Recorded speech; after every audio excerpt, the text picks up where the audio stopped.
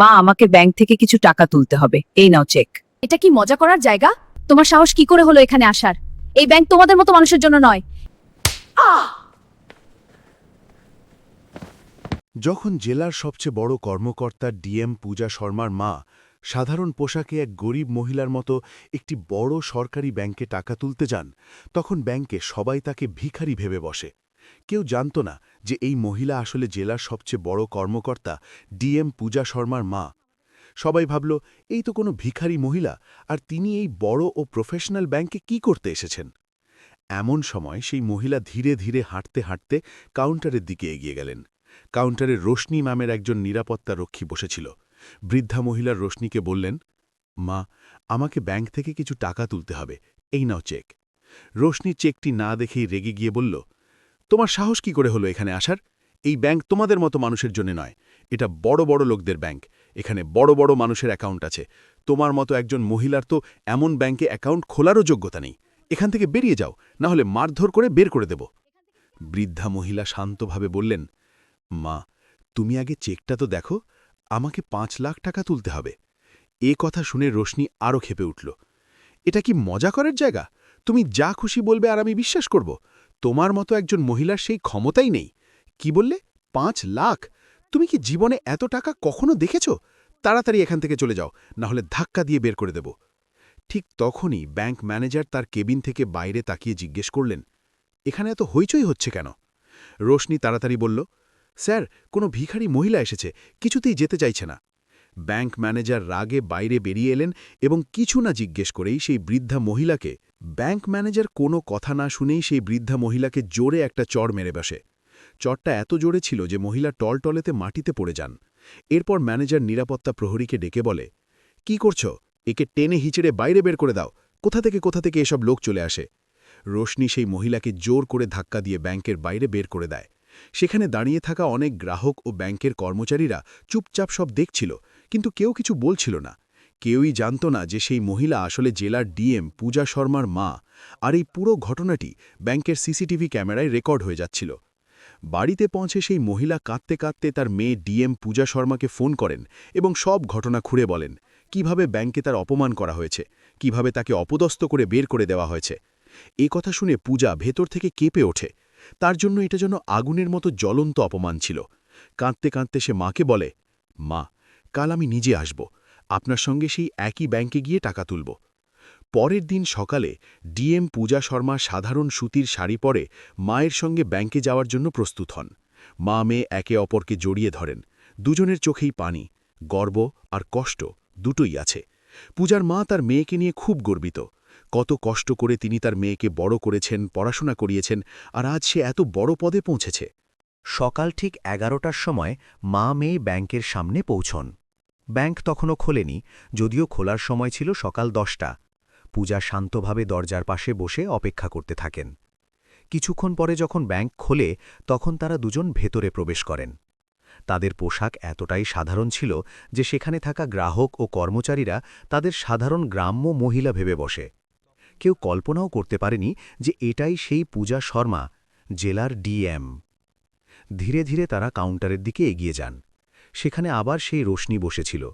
পূজা ভদ্রভাবে বললেন, ম্যাডাম, আমাদের কিছু টাকা তুলতে হবে, মায়ের ওষুধ কিনতে হবে এবং কিছু জরুরি কাজ আছে। রোশনি দুজনকে মাথা থেকে পা পর্যন্ত ভালো করে দেখে নিল।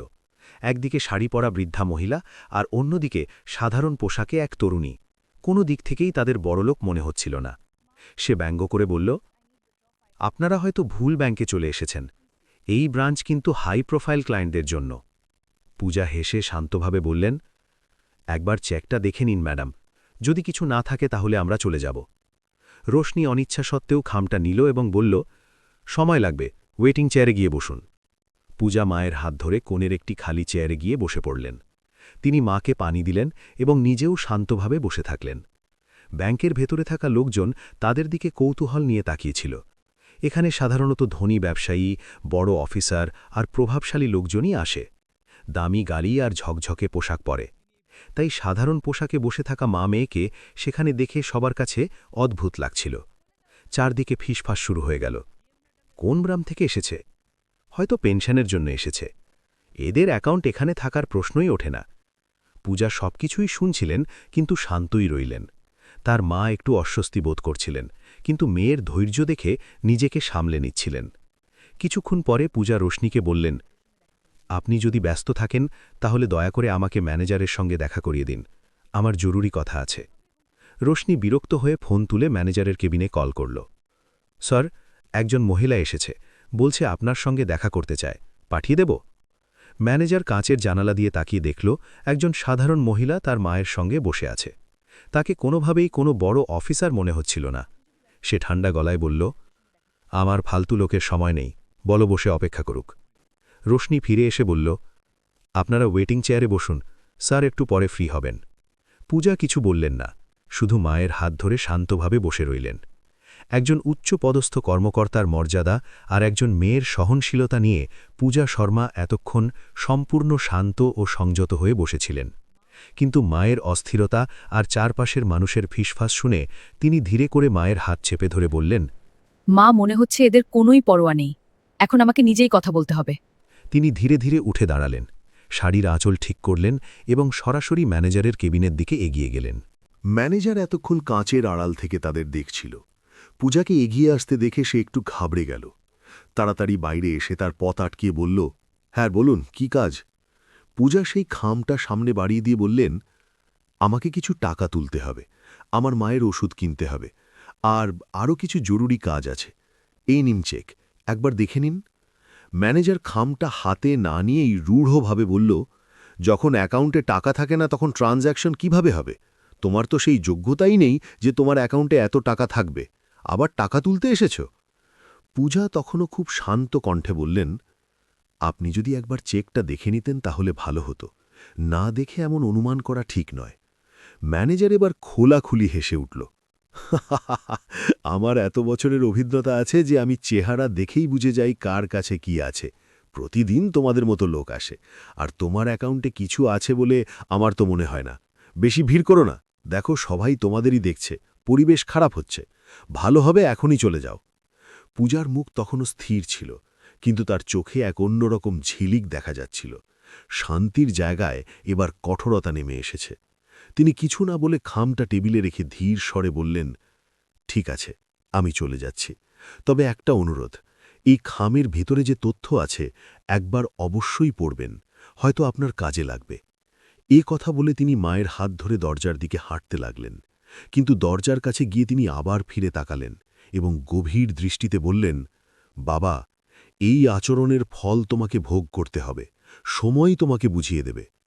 পুরো ব্যাংক কয়েক মুহূর্তের জন্য নিস্তব্ধ হয়ে গেল। কোনো শব্দ নেই, কোনো চিৎকার নেই, শুধু মর্যাদায় ভরা এক সতর্ক বার্তা, যা যেন এক ঝড়ের মতো। ম্যানেজার এক মুহূর্ত থমকে দাঁড়িয়ে রইল, তারপর বিড়বিড় করে বলল, বুড়ো বয়সে মানুষ কি যে বলে, যাও যেতে দাও। তারপর সে আবার নিজের সিটে গিয়ে বসে পড়ল। তার সামনে সেই খামটা এখনও টেবিলে পড়েছিল, অদেখা, অপঠিত। সে জানত না যে সেই খামের মধ্যেই লুকিয়ে আছে এমন এক সত্য যা তার পুরো দুনিয়া ওলটপালট করে দিতে পারে। পরের দিন ব্যাংকে আবার আগের মতোই কাজ শুরু হলো। ক্লার্করা নিজেদের কাজে ব্যস্ত, ক্যাশিয়ার টাকা গুনছে, আর ম্যানেজার আবার আগের মতোই রুক্ষ আচরণে মেতে আছে। কিন্তু এবার একটা পার্থক্য ছিল। যে বৃদ্ধা মহিলার সঙ্গে আগের দিন অপমানের সব সীমা ছাড়িয়ে যাওয়া হয়েছিল, সেই মহিলা আবার একই ব্যাংকে প্রবেশ করলেন। তবে আজ তিনি একা ছিলেন না, তার সঙ্গে ছিলেন এক তেজস্বী অফিসার, যিনি স্যুট বুট পরে চকচক করছিলেন। তার হাতে ছিল একটি ঝকঝকে ব্রিফকেস। তাদের দুজনকে ঢুকতে দেখেই পুরো ব্যাংকের নজর সেই দিকে চলে গেল। মহিলা কারো দিকে না তাকিয়ে সরাসরি ম্যানেজারের কেবিনের দিকে এগিয়ে গেলেন। ম্যানেজার প্রথমে তাকে চিনতে পারেনি, কিন্তু তিনি যতই কাছে আসতে লাগলেন মুখটা ততই পরিষ্কার হতে লাগল। এই তো সেই মহিলা যার সব কাগজপত্র সে গতকাল ফিরিয়ে দিয়েছিল। এই তো সেই মহিলা যার শাড়ি দেখে সে হাসাহাসি করেছিল। এই তো সেই মহিলা যাকে সে বলেছিল, আমাদের এমন গ্রাহক দরকার নেই। এখন তার মুখের রং পাল্টে যেতে লাগল। ভয়ে সে তাড়াতাড়ি বাইরে বেরিয়ে এলো। মহিলার মুখে আজ আত্মবিশ্বাস আর মর্যাদার দীপ্তি ছিল।